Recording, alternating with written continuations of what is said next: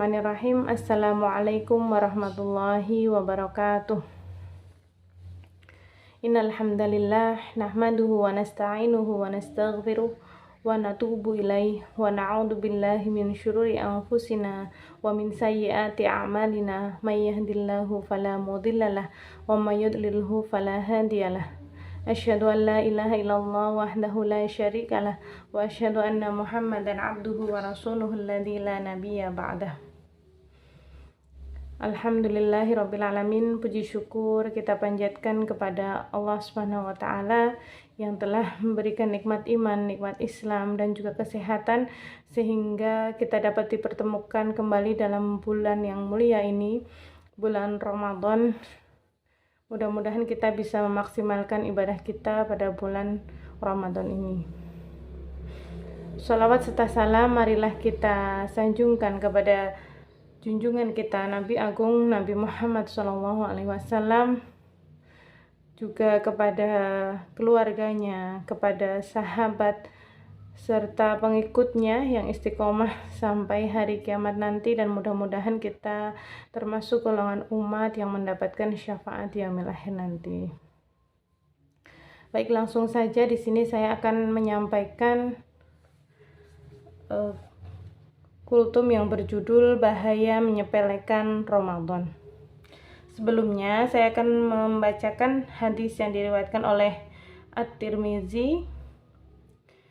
Qala Rasulullah sallallahu alaihi wasallam, raghima anfu rajulin dzukirtu indahu falam yusalli alayya, wa raghima anfu rajulin dakhala alaihi Ramadan thumma salakha qabla an yughfara lahu, wa raghima anfu rajulin adraka indahu abawahul kibara. Yang artinya, celakalah seseorang, aku disebut-sebut di depannya dan ia tidak mengucapkan sholawat kepadaku.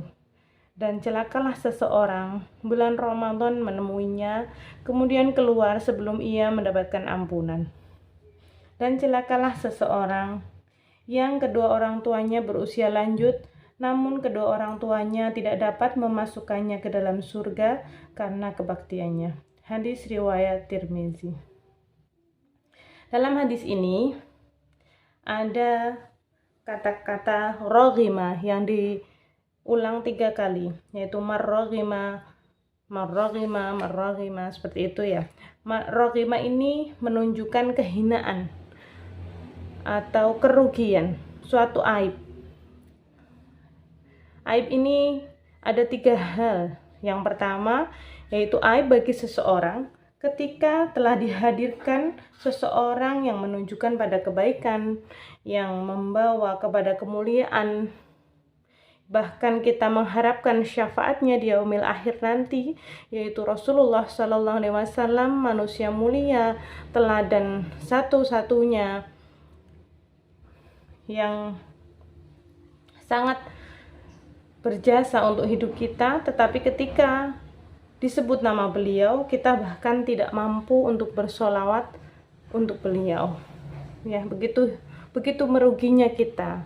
Karena apa? Karena solawat ini bukan tanda bahwa Rasulullah itu ingin disanjung, bukan tanda bahwa beliau ingin ditinggikan.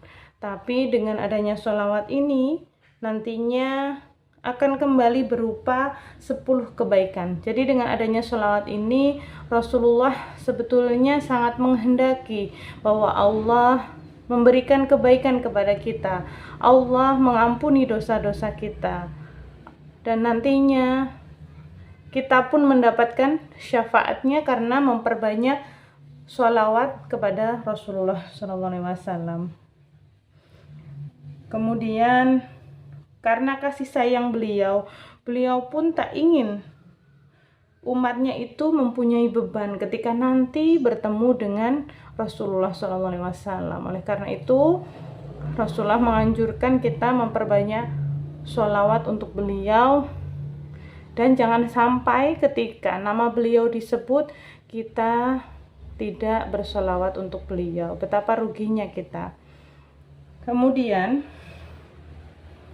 untuk yang kedua, merugi sekali bagi seseorang yang mendapati Ramadan, di mana begitu banyak peluang kebaikan. Ada peluang Lailatul Qadar, peluang berlipatnya pahala, peluang diampuni dosa. Tapi saat Ramadan habis, kita tidak mendapat ampunan dari Allah Subhanahu wa taala. Dalam hal ini digunakan kata lam yughfar, yaitu fi'il mudhari yang merupakan bentuk pasif. Jadi kesannya bukan Allah yang tidak mau memberi ampunan, tapi sebetulnya kitalah yang tidak mau berikhtiar untuk menjemput peluang-peluang Ramadan tadi, tidak mau memanfaatkan kesempatan dengan baik tadi. Padahal dalam bulan ini dilipatkan begitu banyak pahala, diampuni dosa-dosanya.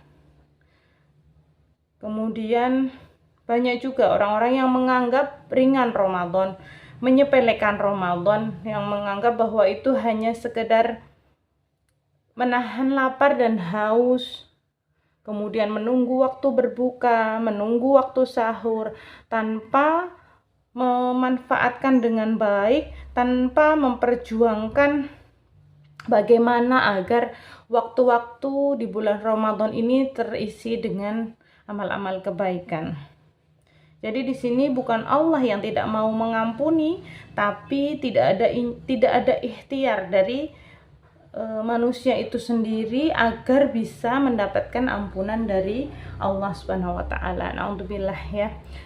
Semoga kita tidak termasuk golongan orang-orang yang merugi tersebut. Semoga kita termasuk orang-orang yang mampu memanfaatkan Ramadan ini dengan baik. Kemudian yang ketiga, merugi bagi siapa yang mendapati kedua orang tuanya sampai usia lanjut, kemudian kita mampu untuk merawat beliau, tapi kita tidak menggunakan kesempatan itu, tidak merawat orang tua kita dengan sebaik-baiknya sebagaimana orang tua kita dulu merawat kita saat kecil. Ya, jadi akan merugi sekali ketika kita mendapati kedua orang tua kita sampai sepuh, tapi ternyata kita tidak bisa meraih surga Allah. Karena dikatakan kedua orang tua kita adalah kunci untuk masuk surga. Ketika kedua orang tua kita sudah meninggal, berarti hilanglah kunci itu.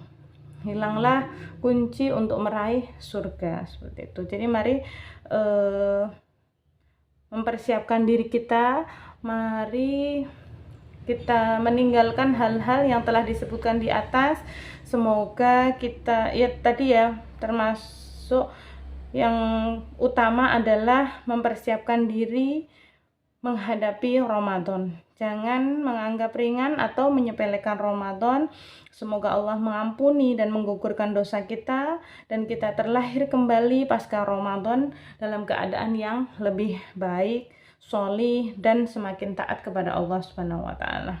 Demikian, semoga menjadi pengingat apabila ada yang benar itu datangnya dari Allah Subhanahu wa taala, dan apabila ada yang salah itu tentunya dari diri saya sendiri. Mohon maaf apabila ada kekurangan dan kesalahan. Wabillahi taufiq wal hidayah. Wassalamualaikum warahmatullahi wabarakatuh.